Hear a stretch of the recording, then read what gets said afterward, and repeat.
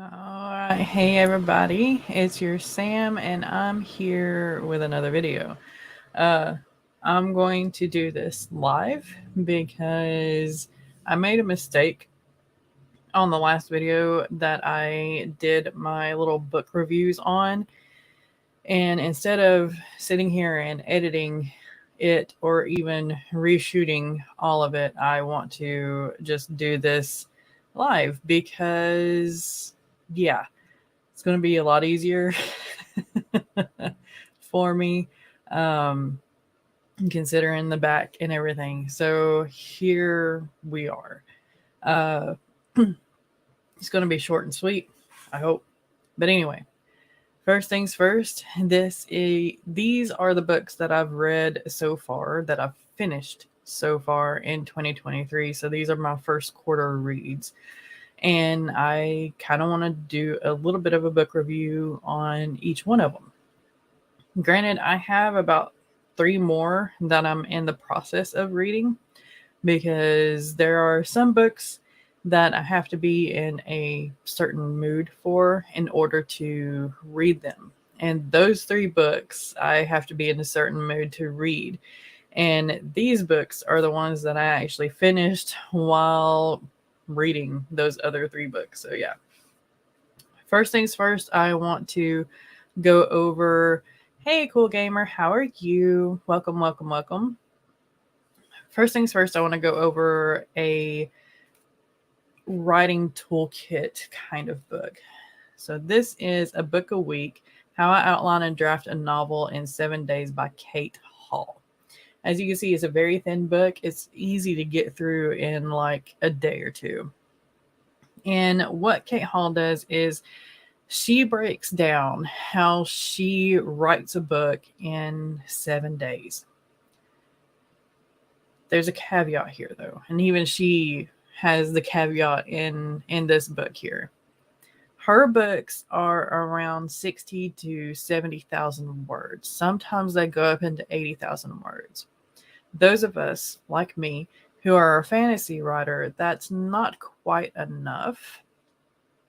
We, as fantasy writers, tend to go into the 100,000 to 120,000 mark, sometimes even in the 200,000 mark word count. So keep that in mind. But Kate does have a lot of really great pointers in streamlining the process for any kind of writer. She covers the hero's journey and Save the Cat. So if you kind of want like a Cliff Notes version of both of those processes in writing and storytelling, then this is kind of the book for you. She also goes over how to outline for different types of writers. Me, I do a sentence a scene or a sentence per chapter type outline. I don't really go into depth, but I know some of you out there have a really in-depth outline, like a 9-page outline kind of thing. And that's great for you. And she does kind of go over a little bit of that in this book as well. Her outlines she builds so that you don't have to edit as much later on. That's the game plan anyway. She wants to streamline every single part of the process so that you can get your book out as quickly as possible. Now, with that being said, I did find a few grammatical errors in here, a few formatting errors in here. So there is a good point to make when pointing that out is get some more eyes on your work before you publish it. I don't really remember her going over that in this book. So that's just something that I would kind of add to it. Otherwise, great little read.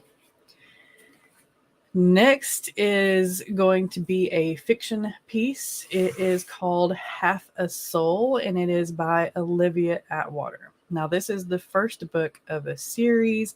It is a fantasy series. I do believe there are 3 books now. And I kind of fell in love with this book mainly for the reason that I picked it up. I picked it up because somebody on here said that it was like Jane Austen set in a fairy tale. Yeah, that's the reason why I picked it up. That's the entire reason why I picked it up. And it didn't really disappoint in that. Now, it is kind of an Americanized version of Jane Austen. There's not as many Regency era words in it. There's not as many Regency era description types, scenes in it. So if you don't really like that stuff, this is definitely a book for you, but you still like the kind of Regency era setting, then yeah, Americanized Regency setting. There you go. This is it. It does have the witty tongue-in-cheek banter, which I love, and highly recommend it if you're looking for a comp book or you want to upgrade your dialogue into a witty type banter thing. Then go ahead and read this book, especially if you're tired of reading Jane Austen and trying to mimic her work. This is a really good close second. It is about a main character. She has half a soul. And you follow her through this book, and you follow along in this book, and she realizes what's wrong with her. And she kind of falls in love with a person who she shouldn't fall in love with.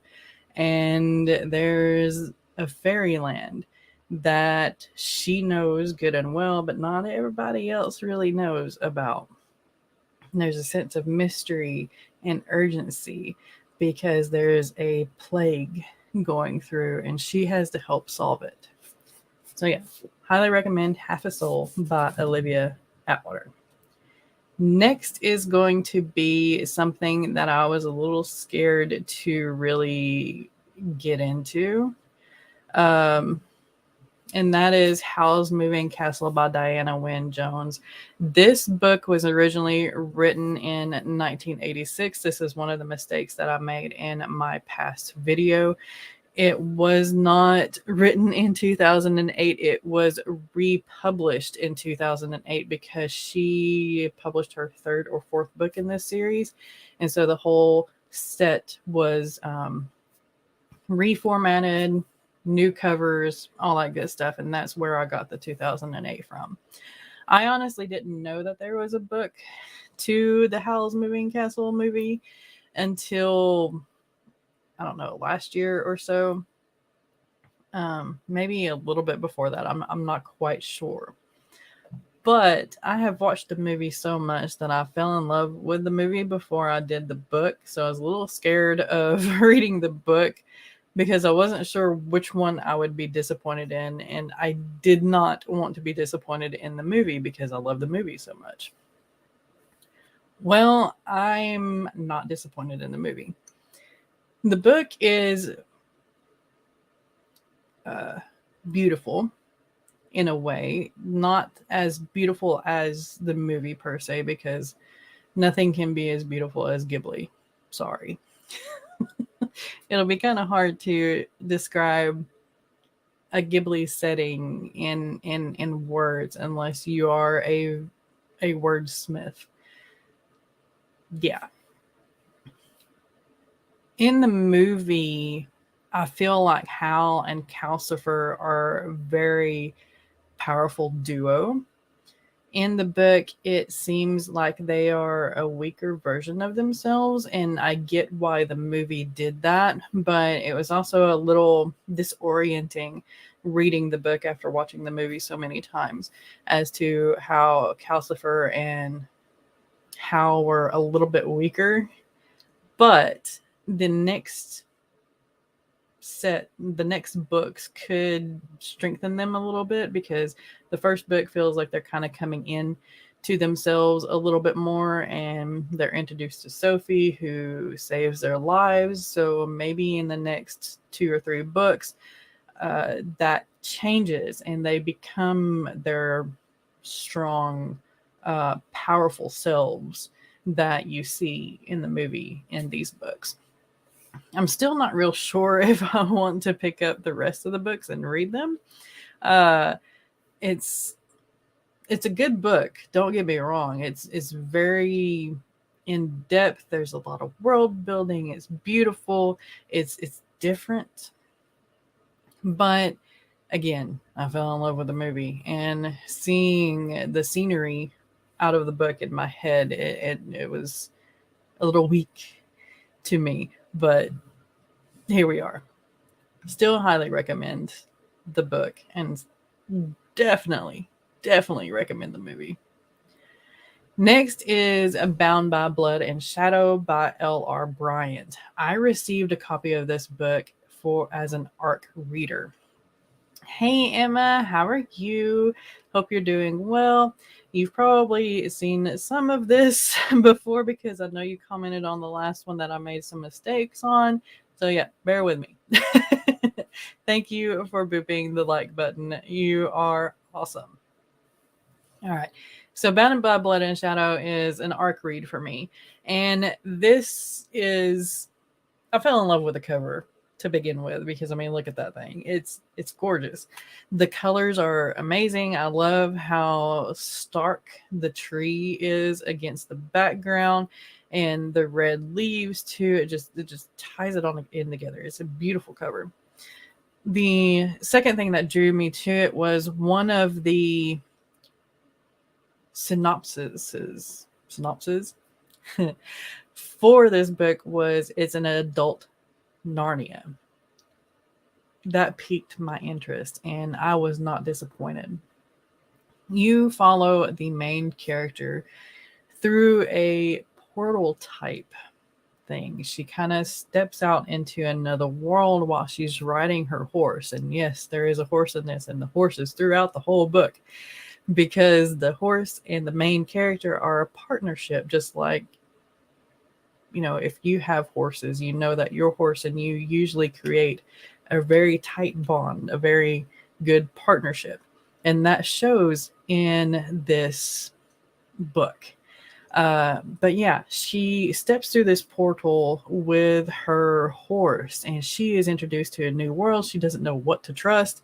The trees are different. Everything is different. The setting is amazing. It's beautiful.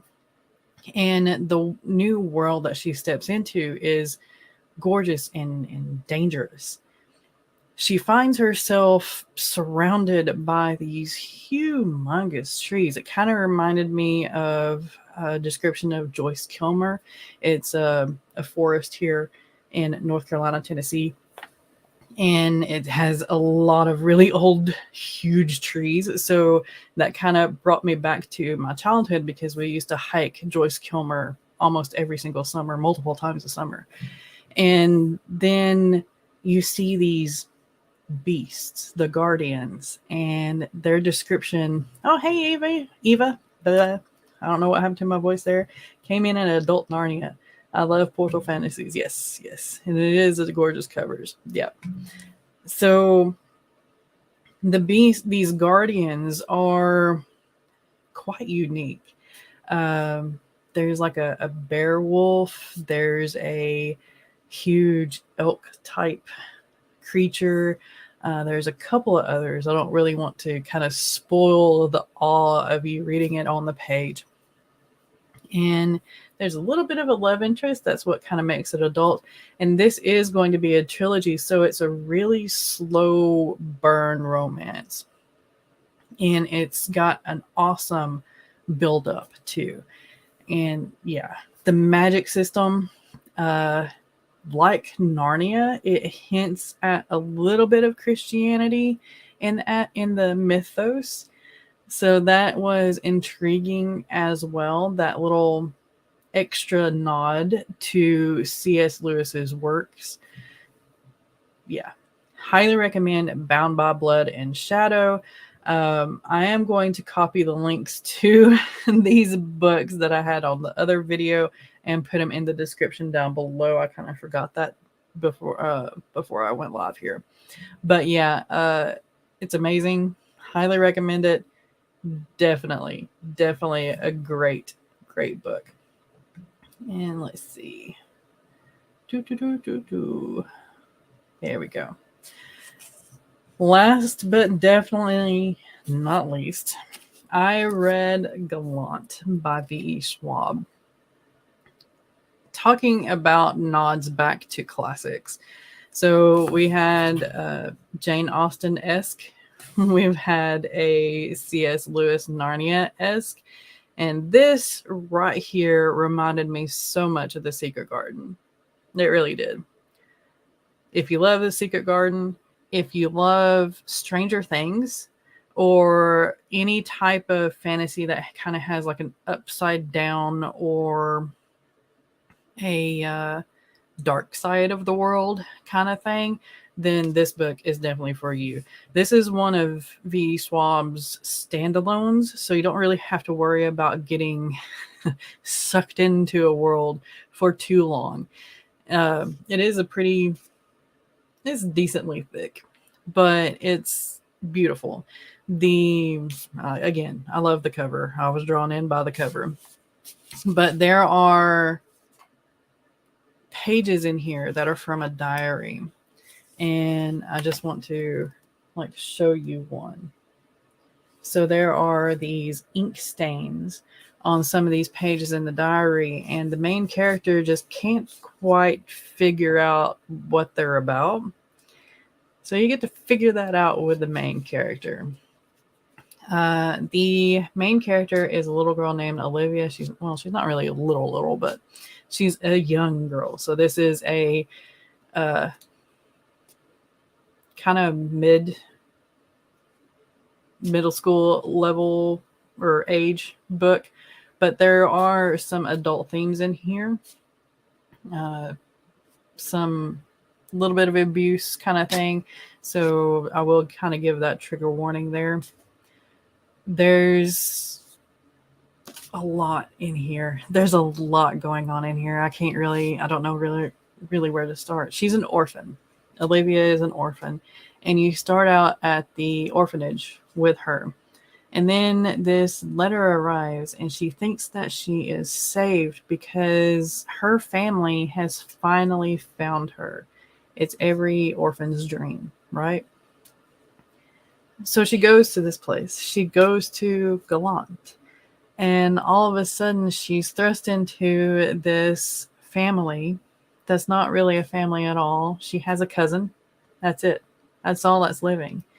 And then there's two servants or workers there at the house, and Hannah and I think Elliot. I'm bad with names, even in books. But she's thrust into this family type position with them, and they just don't really want her there like Hannah does. Hannah loves her, and Hannah wants her to be there, but the cousin is trying to throw her out as soon as she walks through the door. But there's a darkness to Gallant. There's a strangeness, and you explore that with the main character, and you get to explore an upside down type world. And it's kind of another Portal fantasy kind of thing, because in order to get to the upside down, they have to go through a gate in the wall. So yeah, there's ghouls and death and everything. So yeah, I really highly recommend it. And this, yeah, again, it's absolutely gorgeous. Yeah, live stream on Wednesday, and it is probably not legal, but it was either this or sit in the chair for 2 hours editing another video after recording it, because I made a mistake in my last one. And I just didn't feel like doing that with my back. The cover is great. So yeah, check back here in a few minutes. I will have the links to all of these books down in the description box below. They are going to be affiliate links, but you don't have to pay extra. I just get like a few cents if you happen to click on them. That's all that is.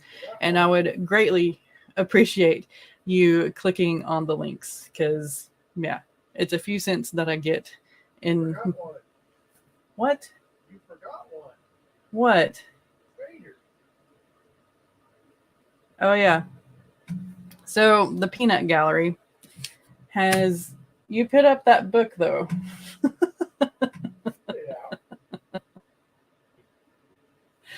The Peanut Gallery has reminded me that I have forgotten a book that I read. So he's going to bring it to me.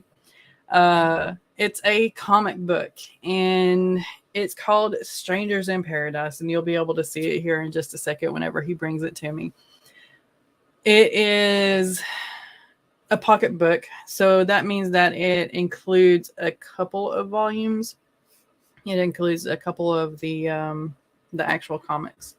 So this one includes volume 1. That one is technically books 1 and 2. 1 and 2, yeah. Oh, yeah, complete works. Volume 1, issues 1 through 3, and Volume 2, issues 1 through 13. So Strangers in Paradise is by Terry Moore. And Terry Moore is just one of these awesome people. He and his wife are... Huh? Robin. Yes, dear. Go away.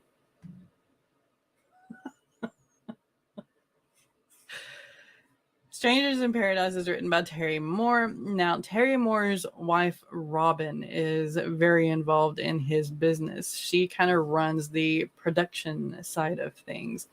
So they both go to the conventions together, and they are amazing people to kind of hang out with at the conventions and talk to. They are very knowledgeable about their works, and it's just, they're really great people. My husband and his friend Chewy have been fans of Terry Moore forever, ever since Terry Moore probably started writing. I know Chewy has, at least. And Strangers in Paradise is one of these gritty slice of life type stories, but there's a little twist that it makes it kind of unbelievable, you know, like usual comic books do. But Strangers in Paradise is all about Kachu and Francine and their lives together because they're roommates. And there's a little bit of love between them in the first book. And from my understanding, it grows from here on out. So if you're looking for some LGBTQ plus comics, this is one of them. And it is gorgeous. It's a great story. I'm going to make sure that I don't turn on a page that's just kind of bad here. It's very adult. It's kind of raunchy. So yeah, the comic, because it is in a pocketbook, is kind of like shoved into these pages. So it's a little bit smaller print, a little bit smaller words on the page than you would get in a normal trade or in the actual comic issue. But Strangers in Paradise is great. Highly recommend any of Terry Moore's works. I look forward to delving into more of Strangers in Paradise and then some of his other works too, because I think they're all tied into the same world. In fact, I know they are, because that was one of the conversations that we had at the convention with Terry and Robin. But yeah, there we go. That is all I've read for the first quarter so far. Again, I've been reading 3 other books in between all of these, so I will eventually have reviews up for them as well. I am going to be doing some AuthorTube books too. I'm reading J.C. Carpenter's one of her books right now. So that will be coming up soon. And yeah, there we go. All right. Thank you all for watching. As always, I really appreciate it. Come back and check out those links down below because I will have them up eventually. In fact, I can probably put them up right now in the chat.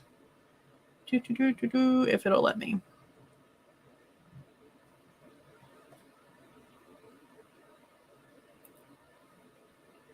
Okay.